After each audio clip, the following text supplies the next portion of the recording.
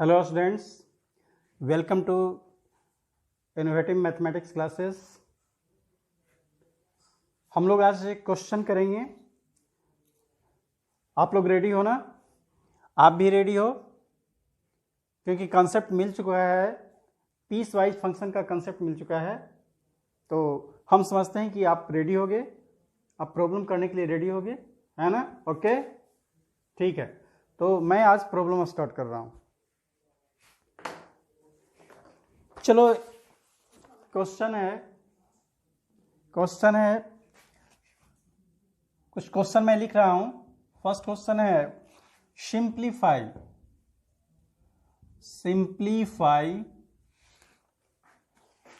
Greatest integer x plus है sigma x plus r proper fractional by 100 है। R वेरीजेज 1 to 100। चलो इस question को हम लोग देखते हैं।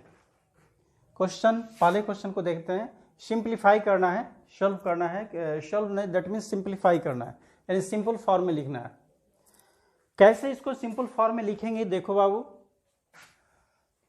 ग्रेटेस्ट इस पार्ट को हम लिखने की कोशिश करते हैं, इस पार्ट को। नाउ ये सॉल्यूशन लेके चलते हैं। नाउ इस पार्ट को केवल हम लेके चल रहे हैं। x plus r proper fractional function है, बाई 100 है। r वेरीजेज 1 to 100 है। चलो बाबू, इसमें हम लोग देखेंगे r क्या है? इंटीजर है। r इंटीजर है 1 to 100।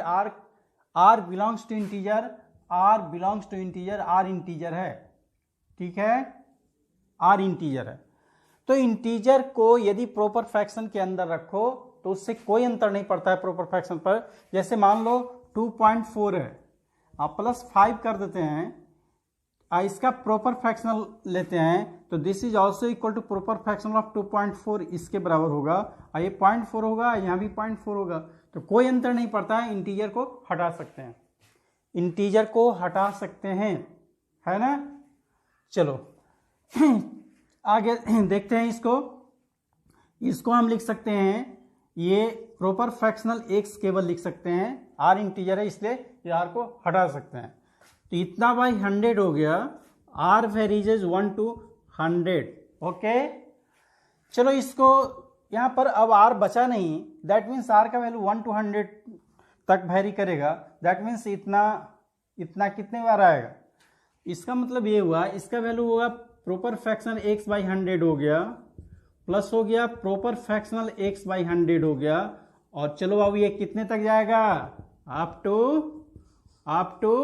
100 टाइम्स जाएगा, 100 टाइम्स जाएगा।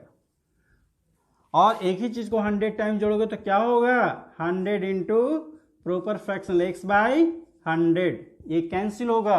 दिस इज इक्वल टू क्या होगा? प्रॉपर फ्रैक्शनल x होगा ना? तो आपने देखा कि इस पार्ट को ब्रेक करने के बाद क्या आ गया? प्रॉपर फ्रैक्शनल x आ गया। देयरफॉर फाइनली क्या लिखना है? Greatest integer x। और ये जो पार्ट हुआ, ये कितने के बराबर हो गया? ये कितने के बराबर हो गया? प्रॉपर फ्रैक्शनल x के बराबर हो गया। तो ये प्रॉपर फ्रैक्शनल x लिख दो, x plus proper fractional x plus integral part of x, this is equal to x हो गया। होता है ना? x में कोई नंबर है, उसमें क्या होता है? इंटीग्रल पार्ट होता है, प्रॉपर फ्रैक्शनल पार्ट। तो इंटीग्रल पार्ट हो गया, प्रॉपर फ्रैक्शनल पार्ट हो गया, दोनों को जोड़ेंगे तो क्या होगा? x के बराबर हो गया। ये हो गया सिंप्लीफाई हो गया। तो आंसर क्या हुआ? x हुआ, ये x आंसर आ गया। ठीक है, चलो समझ गए पूरी तरह से? Are you ready for next question? Proper fractional, आप इस प्रॉपर्टी को यूज आपने किया है कि प्रॉपर फ्रैक्शन के अंदर कोई इंटीजर यदि हो तो उसको हम निकाल सकते हैं, बाहर निकाल सकते हैं। बाहर निकालना नहीं बल्कि उसको खत्म कर सकते हैं। तो x प्लस आर है, क्योंकि r का वैल्यू 1 2 3 4 इस तरह से 100 तक इंटीजर है, बीच का वैल्यू नहीं है, इंटीग्रल वैल्यू है। तो ऐसी स्थिति में proper fractional x plus r को केवल प्रॉपर फ्रैक्शनल x लिख सकते हैं। अब r का वैल्यू 1 to 100 है, यानी 100 टर्म्स तक ये चीज लिखा जाएगा, इतना बाई इतना प्लस इतना बाई इतना, ये 100 टर्म्स तक जाएगा। और एक ही चीज को 100 टाइम्स जो ऐड करोगे तो 100 इंटू इतना होगा, तो ये कट जाएगा, ये आ गया। तो सेकेंड जो टर्म है वो प्रॉपर फ्रैक्शनल x के बराबर आ गया।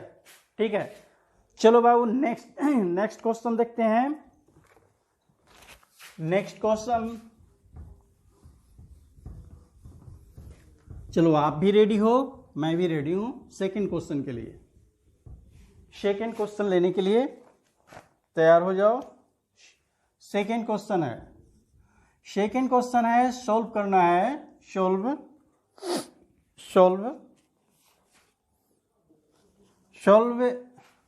ग्रेटेस्ट इंटीजर x/2 है और प्लस ग्रेटेस्ट इंटीजर x/3 है, इतना इक्वल टू है 5x/6 है, इसको सॉल्व करना है। चलो सेकेंड क्वेश्चन है बाबू, कैसे ग्रेटेस्ट इंटीजर और प्रॉपर फ्रैक्शन को हम सॉल्व करते हैं उसको यहां पर देखना है कि कैसे सॉल्यूशन ट्रिक कैसे होगा, कैसे हम अप्रोच करेंगे सॉल्यूशन के लिए। चलो देखो बाबू, ये आप x/2 सिंपली x/2 और x/3 को ऐड करें तो यही चीज आएगा, x/2 प्लस x/3 5x/6 ही आएगा। तो क्यों नहीं इसको ब्रेक कर दें, x/2 प्लस x/3 में ब्रेक कर दिए, ठीक है ना। चलो बाबू, अब इन सबको उस तरफ ले जा रहे हैं, दैट मीन्स x/2 और minus x/2 greatest integral part plus x/3 हो गया, और माइनस उसको उधर ले गए तो ग्रेटेस्ट इंटीजर x/3 हो गया। बच गया क्या, 0 बच गया, इस तरफ कुछ नहीं बचा, 0 बच गया। अब किसी भी नंबर में उसके इंटीग्रल पार्ट को हटा दो तो क्या बचेगा, प्रॉपर फ्रैक्शनल पार्ट बचेगा। तो इसको क्या लिखोगे, प्रॉपर फ्रैक्शनल पार्ट x/2 हो गया plus proper fractional part x/3 हो गया, इतना इक्वल टू 0। और आप जानते हो कि प्रॉपर फ्रैक्शनल पार्ट क्या होता है, 0 से 1 के बीच होता है, ये भी 0 से 1 के बीच होता है। दैट मीन्स ये भी पॉजिटिव है, ये भी पॉजिटिव है, दो पॉजिटिव का सम 0 नहीं हो सकता है। इसका मतलब ये है, ये क्या है, ए क्वांटिटी क्या है, ए पॉजिटिव है, ए पॉजिटिव है, ये क्या है, ए भी पॉजिटिव है, ए भी पॉजिटिव है और ए भी पॉजिटिव है। दो पॉजिटिव का सम 0 हो रहा है, इसका मतलब ये हुआ कि ए भी 0 है और ए भी 0 है। इसका मतलब प्रॉपर फ्रैक्शनल x/2 ये भी 0 है और प्रॉपर फ्रैक्शनल x/3 ये भी 0 है ना। दो पॉजिटिव का सम 0 होने का मतलब है कि ए भी 0 होगा और ए भी 0 होगा, तब ये 0 पॉसिबल है, अदरवाइज नहीं होगा। चलो बाबू, अब यदि ये 0 ले लेते, हाँ चलो बाबू देखो, हमने ये देखा, ये 5x/6 को हमने ब्रेक कर दिया, अब ब्रेक करने के बाद इसको उधर ले गए तो ये आ गया x/2 माइनस दिस और x/3 minus this, that means ये आ गया। तो ये हो गया प्रॉपर फ्रैक्शन x/2 और ये हो गया proper fraction x/3, this is equal to 0। तो दो पॉजिटिव टर्म है और इसका सम 0 है, इसका मतलब है कि ये भी 0 होगा और ये भी 0 होगा, तो इतना इक्वल टू 0 और इतना इक्वल टू 0। और आप अच्छी तरह जानते हो प्रॉपर फ्रैक्शनल x/2 है, ये 0 हो गया। तो प्रॉपर फ्रैक्शनल का वैल्यू 0 तभी होता है जब अंदर वाला इंटीजर हो। इसका मतलब ये हुआ कि x/2 इक्वल टू इंटीजर होगा, x/2 इक्वल टू इंटीजर होगा। तो इंटीजर मान लो k के बराबर है, ठीक है। x/2 equal to integer k हुआ, तो x इक्वल टू क्या हुआ, वो इंटीजर x 2k के, दैट मीन्स 2 का मल्टीपल होगा। अगेन आइए ये इसको, इस सॉल्यूशन को 1 कर सकते हो। अगेन वो देखिए x/3 प्रॉपर फ्रैक्शनल x/3, ये भी तो 0 है ना। इसका मतलब ये है, दिस इंप्लाइज करता है कि x/3 इक्वल टू इंटीजर होगा, ये भी इंटीजर होगा, तो इंटीजर k ही मान लेते हैं। तो x इक्वल टू क्या हो गया, 3k हो गया। तो ये 2 कर ले, तो ये कहता है कि x 3 का मल्टीपल है और ये कहता है कि x 2 का मल्टीपल है। इसका मतलब दोनों को मिलाकर हम क्या लिखें, जो ऐसा नंबर लेना पड़ेगा, ऐसा नंबर लेना पड़ेगा जो 2 और 3 दोनों का मल्टीपल है, 2 और 3 दोनों का मल्टीपल, इसका मतलब 6 का मल्टीपल जो होगा वही नंबर होगा। तो फ्रॉम 1 and 2, 1 1 और 2 से क्लियर हो गया कि x क्या होगा 2 and 3, दैट मीन्स 2 and 3 का एलसीएम 6 का मल्टीपल हो, यानी 6k के फॉर्म का होगा। तो यही आंसर हो गया, x इक्वल टू इतना होगा, 6 का मल्टीपल होगा। 6 का मल्टीपल दैट मीन्स नंबर 6 हो सकता है, 12 हो सकता है, 13 हो सकता 6 टू जा 12 हो गया, 6 3 जा 18 हो गया, 6 4 जा 24 हो गया। इस तरह से जो भी नंबर होगा वो क्या होगा 6 का मल्टीपल होगा। ठीक है, ये सॉल्यूशन आएगा। सॉल्व करने का मतलब we have to find the value of x, x का वैल्यू क्या होगा, तो x का वैल्यू जो होगा वो 6 का मल्टीपल होगा। यही आंसर हो गया। ठीक है, दैट इज आंसर, यही आंसर हो गया, यही आंसर हो गया। चलो आगे देखते हैं बाबू। We are ready to solve next question, है ना। ग्रेटेस्ट इंटीजर x को कैसे हम तोड़ते हैं, कोई भी ग्रेटेस्ट इंटीजर दिया हुआ है तो कैसे ब्रेक करते हैं, समझ रहे हो ना। ओके ओके, चलिए आगे बढ़ते हैं। कंसेप्ट को यूज हमने यहां किया कि यदि प्रॉपर फ्रैक्शनल फंक्शन x/2 का वैल्यू 0 हुआ तो ये प्रॉपर फ्रैक्शनल तभी 0 हो सकता है जब ये अंदर वाला नंबर, अंदर वाला जो ये वैल्यू है ये इंटीजर हो। इंटीजर का प्रॉपर फ्रैक्शन 0 होता है, और इसीलिए हमने कहा कि ये इंटीजर होगा। तो इंटीजर ये मान लीजिए के बराबर हुआ तो x इक्वल टू 2k के फॉर्म का होगा, x इक्वल टू 2k के फॉर्म का होगा। इंटीजर हमने k मान लिया। सिमिलरली x/3 भी, ये इसका भी प्रॉपर फ्रैक्शन वैल्यू 0 आ रहा है, इसका मतलब x/3 भी इंटीजर है। That means x equal to 3k, that means x का रहा है 3 का मल्टीपल है और यहाँ x कह रहा है कि 2 का मल्टीपल है। इसका मतलब 2x जो है क्या है 2 and 3 दोनों का मल्टीपल है। 2 and 3 का मल्टीपल का मतलब है 2 and 3 का जो एलसीएम है उसका मल्टीपल होना चाहिए, यानी 6 का मल्टीपल। तो ये आंसर आ गया। ठीक है, ओके। चलो नेक्स्ट क्वेश्चन है, देखते हैं थर्ड देखो 4 है, प्रॉपर फ्रैक्शनल x है, equal to greatest integer x plus x है। इसको सोल्व करना है, ये भी हमको सोल्व करना है। चलिए इसको देखते हैं। चलो अब मिटाते हैं, आप रेडी हो जाओ समझने के लिए। चलो देखते हैं क्या कैसे ब्रेक कर सकते हैं इसको। तो इसको आगे बढ़ते हैं।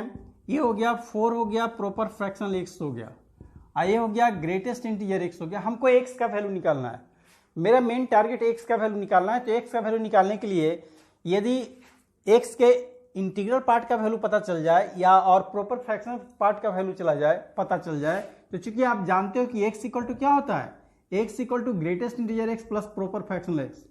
यदि इन दोनों का वैल्यू हम निकाल लें, इसका भी वैल्यू निकाल लें और इसका भी वैल्यू निकाल लें इस इक्वेशन से, तो ऐसी स्थिति में हम x का वैल्यू आसानी से निकाल सकते हैं।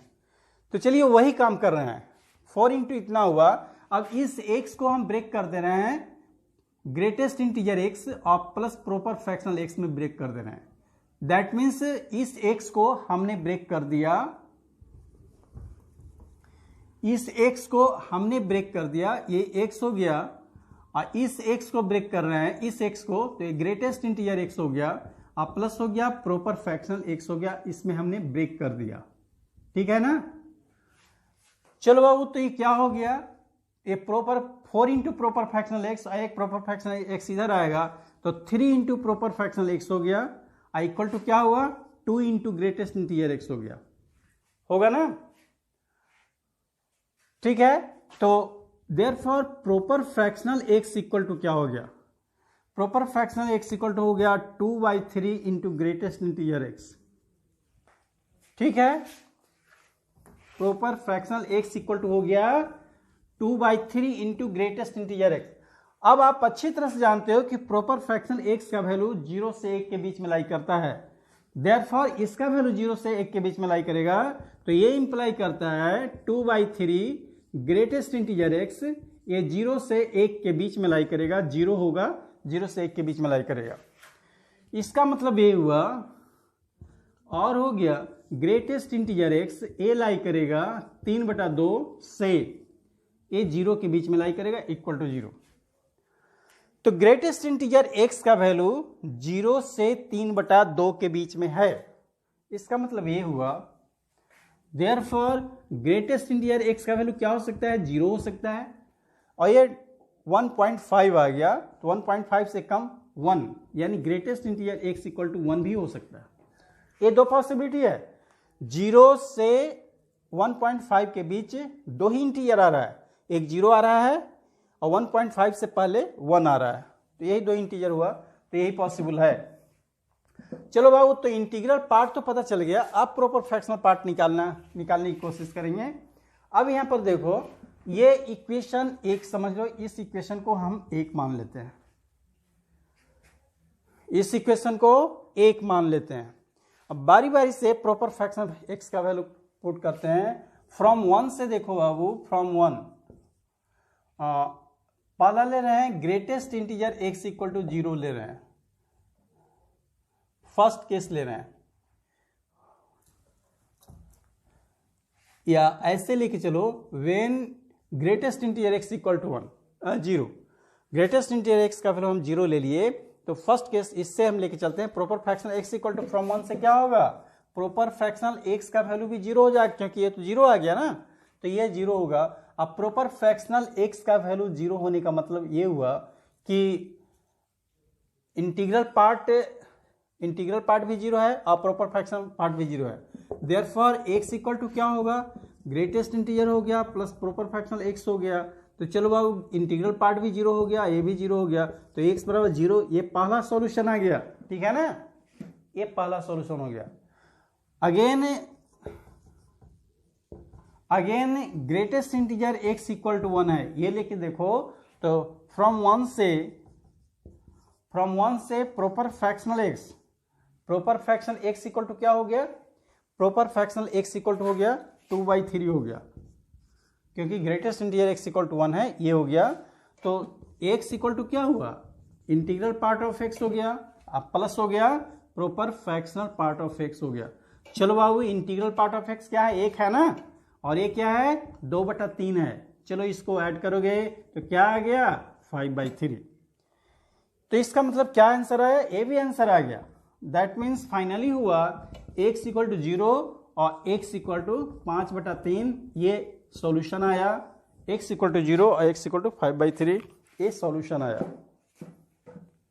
ओके, समझ रहे हो? Have you any problem? Perhaps no any problem।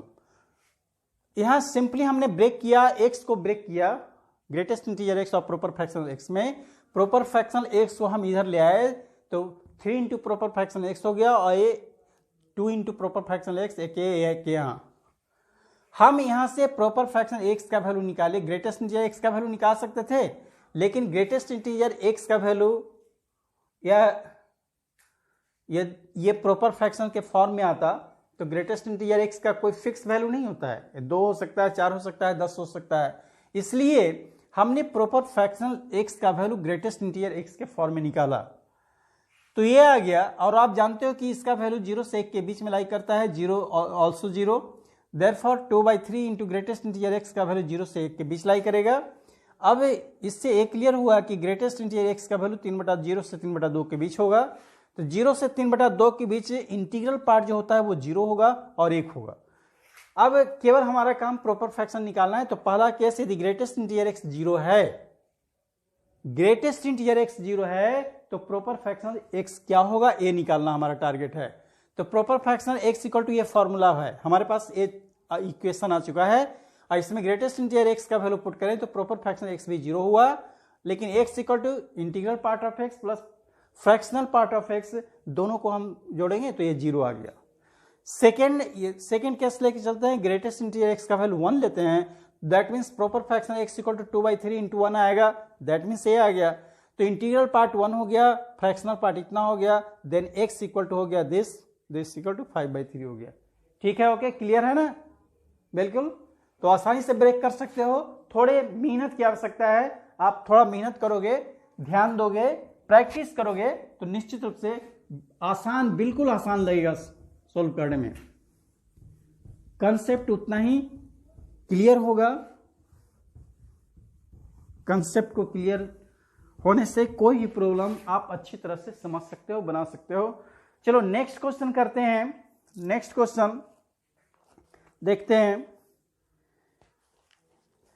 ये नेक्स्ट क्वेश्चन है एक्स क्यूब है। फोर्थ क्वेश्चन है सोल्व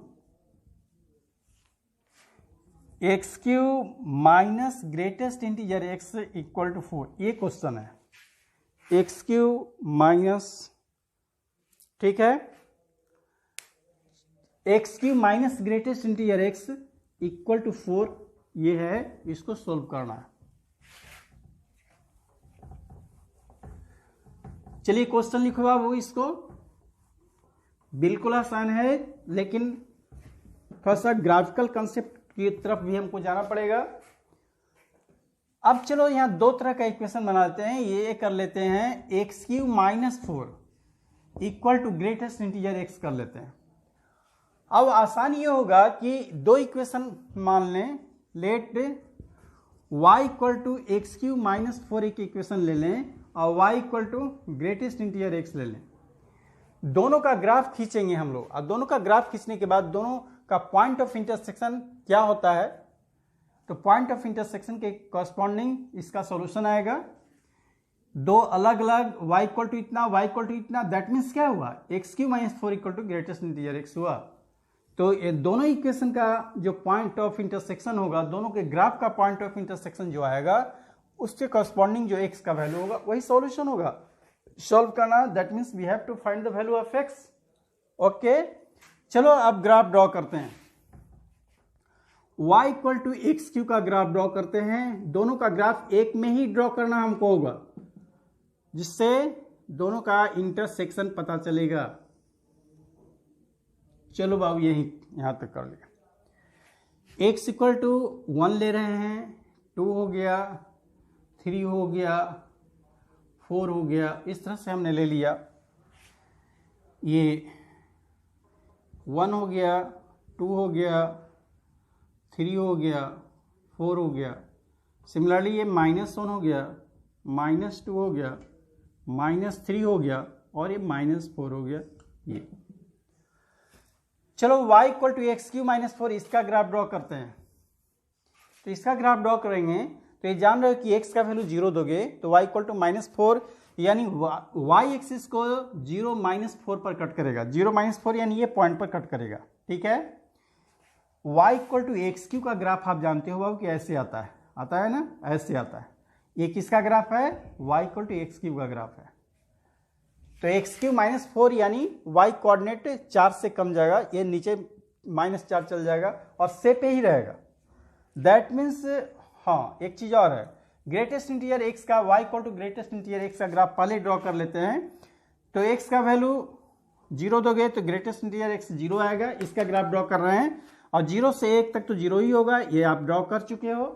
0 से 1 तक तो 0 ही होगा, ये आप ड्रॉ कर चुके हो, है ना। ये 0 पर 0 होगा, 0 से 1 तक ये होगा, ये वाला होगा। x इक्वल टू 1 पर 1 आ जाएगा, और 1 से 2 तक यही होगा, 1 से 2 तक यही होगा, 1 पर ये होगा, और ये 2 पर ये पॉइंट नहीं होगा, 2 पर 2 यहाँ चला आएगा, ठीक है। और यहाँ से 2 से 3 तक यही होगा, 2 से 3 तक ये होगा, 3 पर ये पॉइंट नहीं होगा, 3 पर ये 3 चला जाएगा।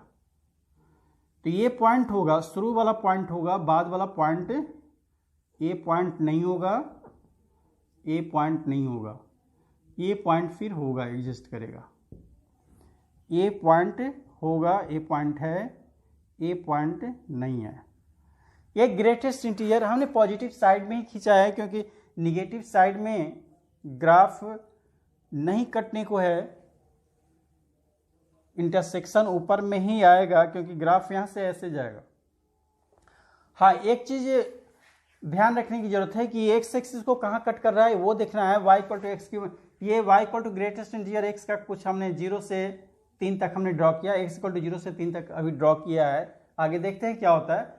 और y equal to x cube minus 4, तो एक्स क्यू -4 है, इसको 0 से इक्वेट करोगे तो एक्स क्यू इक्वल टू 4 आएगा, और x इक्वल टू 4 का क्यूब रूट आएगा। 4 का क्यूब रूट करीब करीब 2 से कम आएगा। यदि 8 रहता तो 8 का क्यूब रूट 2 आता, तो ये 4 ही है, 4 का क्यूब रूट होगा, ये 2 से कम इधर ही होगा। दैट मीन्स लगता है यहाँ पर करीब करीब कट करेगा। तो ये ग्राफ ये ऐसे जाएगा, यहाँ से ऐसे आएगा, यहाँ से ऐसे आएगा, यहाँ से ऐसे आएगा, ऐसे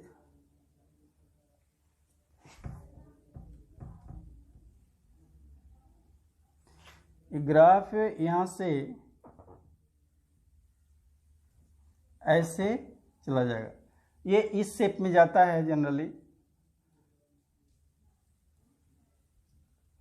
x इक्वल टू 3 पर ये पॉइंट यहाँ होगा, 3 होगा, ये वाला पॉइंट होगा।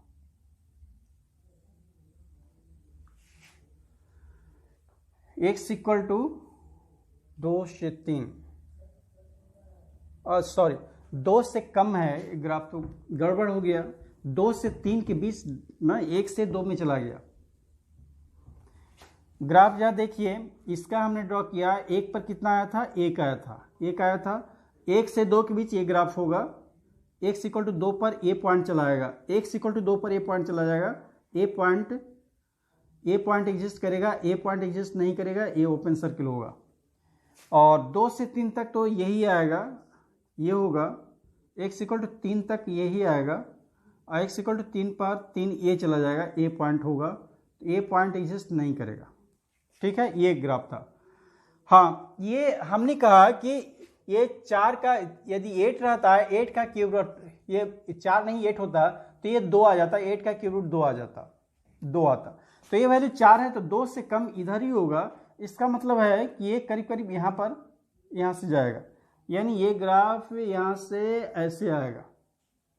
और ऐसे आने का मतलब है कि यहाँ पर कट कर रहा है, ग्रेटेस्ट इंटीजर x के ग्राफ को यहाँ पर कट कर रहा है। तो इससे क्लियर हुआ, इससे क्लियर ये हुआ, ये जो ग्राफ है किसका है, ये ग्राफ, यहां से इसका ग्राफ x ऐसे आएगा, y equal to x cube minus 4 का graph, y equal to x cube का ग्राफ ये हुआ, x इक्वल टू 0 ऑरिजिन हुआ, ये ऑरिजिन के अबाउट ये होता है। और यहाँ पर x का वैल्यू 0 दोगे तो ऑरिजिन यहाँ पर x इक्वल टू 0 देने पर y इक्वल टू -4 हुआ, तो ये ऑरिजिन यहाँ पर हुआ, ये ऑरिजिन यहाँ पर हुआ, ऑरिजिन यहाँ पर हुआ, और ऑरिजिन के अबाउट ऐसे ग्राफ चला जाएगा, ये ग्राफ ऐसे चला जाएगा। तो ये जो ग्राफ हुआ ये -4 था, ये -4 है, ये हो गया 0 -4, ये पॉइंट हुआ, यहाँ पर कट किया। और इसके अबाउट 0 -4 ऑरिजिन हुआ, जैसे 0 0 ऑरिजिन है, 0 -4 ऑरिजिन है, 0 0 पर ए शेप ऐसे ऐसे जाता है, यहाँ पर भी ऐसे ऐसे ग्राफ आएगा। ओके, समझ गए? तो इस तरह से ग्राफ, तो ये एक पॉइंट पर कट कर रहा है, एक पॉइंट पर कट कर रहा है, इसका मतलब ये है।